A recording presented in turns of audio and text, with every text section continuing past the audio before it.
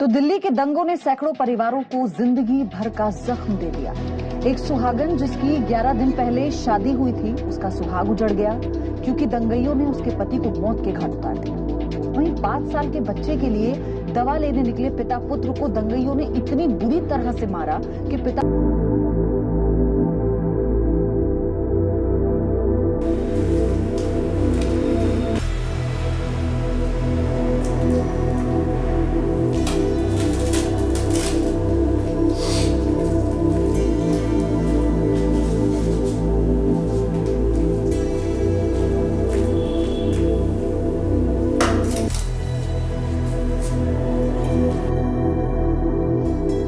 इन अनपढ़ गवारों को ये भी नहीं पता ये जो कठपुतली बनकर कर रहे हैं इसमें कौन किसका फायदा उठा रहा है।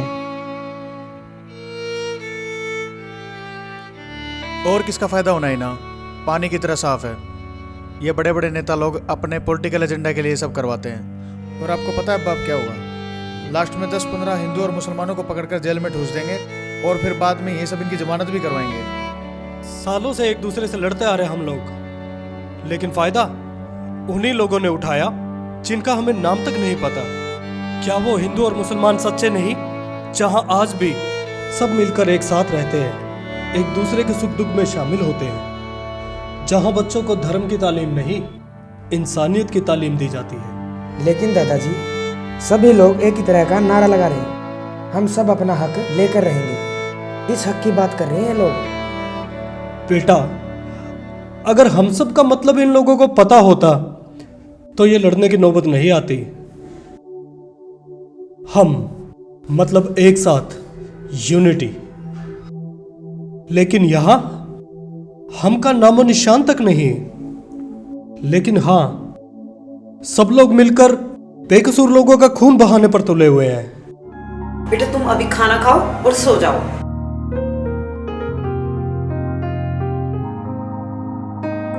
जल्दी सोकर क्या करूंगा माँ, स्कूल तो जा नहीं पाऊंगा।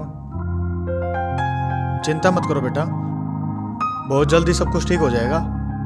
फिर स्कूल भी जाना और मस्ती भी करना, ठीक है? अभी खाना खाओ।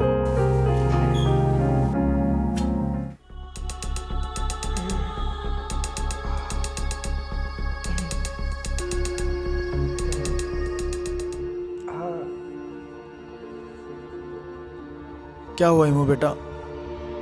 हिना, जल्दी से जाओ, पानी लेकर आओ। कितनी बार बोला है खाना चबा चबा के खाया करो। अब्बू, पेट में बहुत दर्द हो रहा है, कुछ करो अब्बू। पानी लाओ जल्दी। ये लो बेटा, पानी पी लो। रुको, मैं डॉक्टर को फोन करता हूं। हेलो, हाँ डॉक्टर साहब, वो मेरे पोते के पेट में अचानक से बहुत ज़्यादा दर्द हो रहा है, आप जल्दी से घर आ जाइए। अली साहब, हम कैसे आ सकते हैं? अभी हालात तो आपको मालूम ही है। आप वाले लोग हमें नहीं आने देंगे, हमारे वाले लोग आपको नहीं आने देंगे। फिलहाल के लिए आप उसे एक पेन किलर दे दीजिए, हो सकता है उसे आराम मिल जाए। पर डॉक्टर साहब, हेलो हेलो।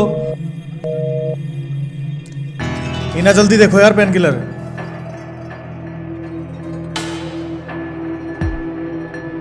पेन किलर तो नहीं है। अब क्या करें अब्बू? मैं बाहर जाकर देखता हूँ, अगर कोई मेडिकल स्टोर खुला मिला तो। अब्बू आप? नहीं अब्बू,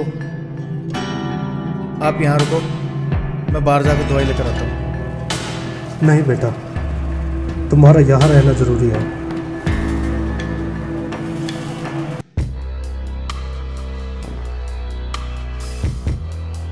मेरा दिल आपको अकेले जाने की इजाजत नहीं देता अब्बू।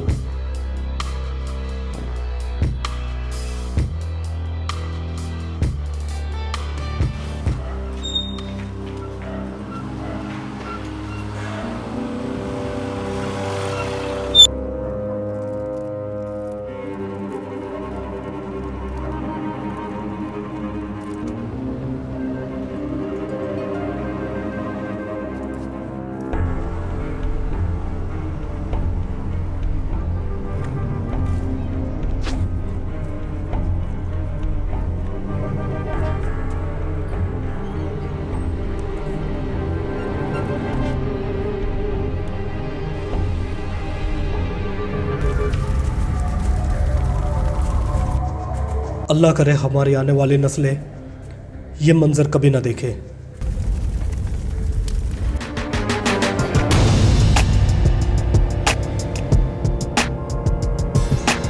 हमारी तरफ कोई आ रहा है अब्बू।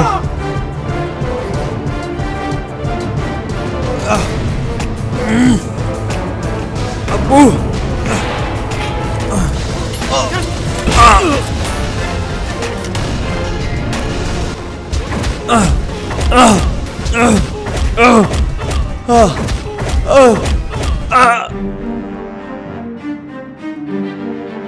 तुम्हें धारा 144 का नहीं पता जो ऐसे खुलेआम घूम रहे हो? करूँ तुझे अंदर? इंस्पेक्टर साहब मेरे बेटे को बचा लो, वो लोग मेरे बेटे को मार देंगे। तुझे खुद के फ्यूचर का तो पता नहीं है और उसके फ्यूचर की बात कर रहा है। करने क्या आए थे तुम दोनों इतनी रात को? मेरे पोते की तबीयत बहुत ज्यादा खराब है, उसी के लिए दवा लेने आया था। अब उसके साथ साथ अपने बेटे की भी दवाई लेके जाना। देखिए आप बातों में वक्त जाया मत कीजिए, मेरी आपसे हाथ जोड़कर विनती है, मेरे बेटे को बचा लीजिए। अगर कानून के रक्षक ही हमारी मदद नहीं करेंगे तो वो लोग भक्षक बनकर पूरे शहर को तबाह कर देंगे। चलिए। अरे चाचा जान, ये रोंगटे खड़े करने वाली बात बोलकर हमारे लिए दिक्कत क्यों खड़ी कर रहे हो? वैसे भी कोई नहीं बच पाया हमसे आज तक, फिर चाहे वो मुजरिम हो या मुलजिम। हटो, छोड़ दो।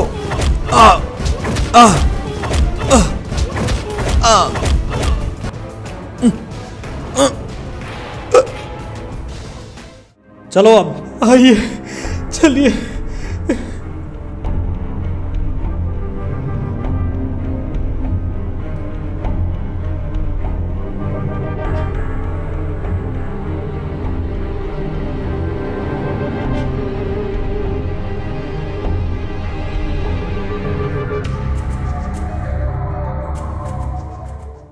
आइए आइए।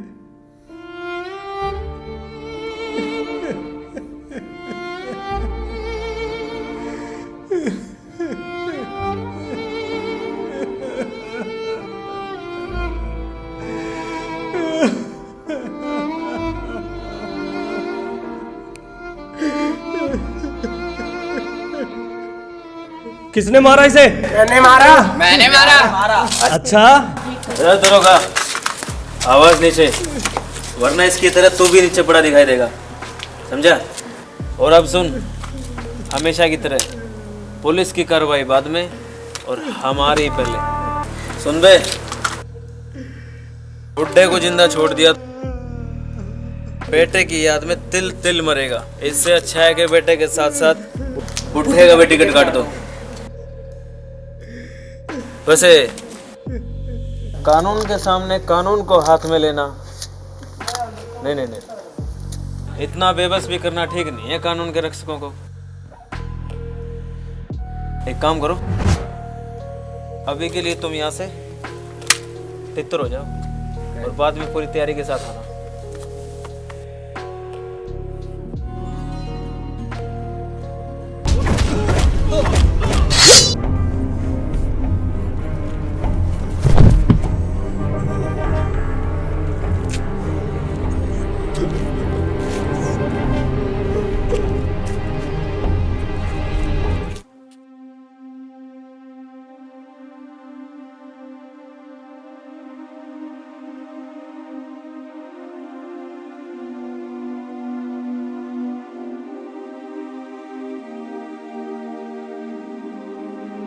बेटा थोड़ी कड़वी लगेगी पर थोड़ा आराम मिलेगा तुम्हें, तुम बस बिना रुके पी जाओ।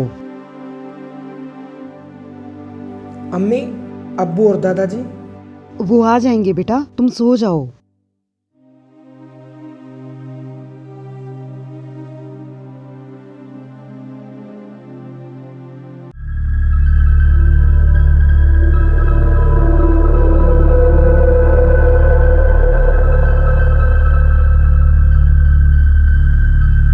कुमार, चेक करो इनके पास कोई आईडी है या नहीं।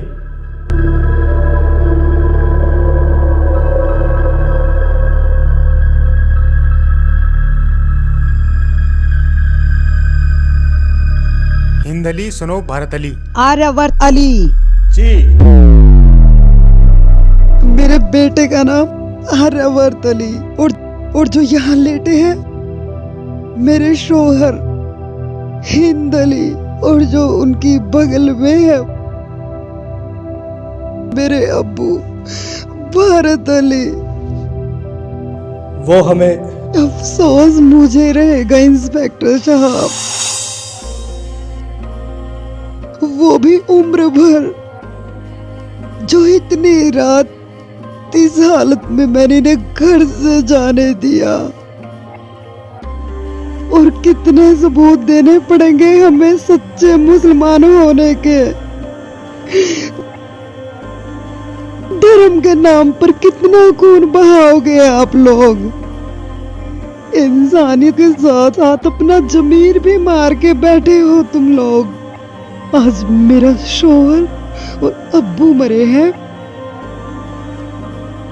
अगर ऐसी ही ये आग जलती रही ना तो ना जाने कितने और घर जलेंगे, कितनी और औरतें बेवा होंगी, और ना जाने कितने बच्चे यतीम।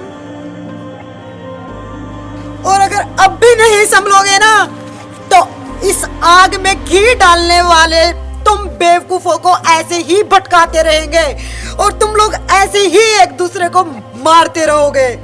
अरे तुम इंसान नहीं, इंसान के रूप में भेड़िए हो, भेड़िए जो ना अपनों को पहचानते हैं ना गैरों को। और इंस्पेक्टर साहब खड़े क्यों हैं? शुरू कीजिए कार्रवाई। वो क्या कहते हैं? पंचनामा और कर दो केस बंद, क्योंकि भीड़ का कोई नाम ही नहीं होता। क्यों हवा सिंह जी, शर्मा जी, वर्मा जी और मेहता साहब, कुछ गलत तो नहीं कहा ना मैंने? अरे नालायकों, कुछ पता भी है तुम लोगों को? क्यों लड़ रहे हो? किसके लिए लड़ रहे हो? या फिर ग्रुप के मैसेज और स्टेटस देखकर निकल के भीड़ का हिस्सा बनकर लोगों की जान लेने? कुछ गद्दार लोगों की वजह से मासूमों की हत्या करना कहाँ तक ठीक है? जरा सा भी नहीं सोचते उनकी माँ, बीवी, उनकी बहन, बच्चे इंतजार कर रहे होंगे।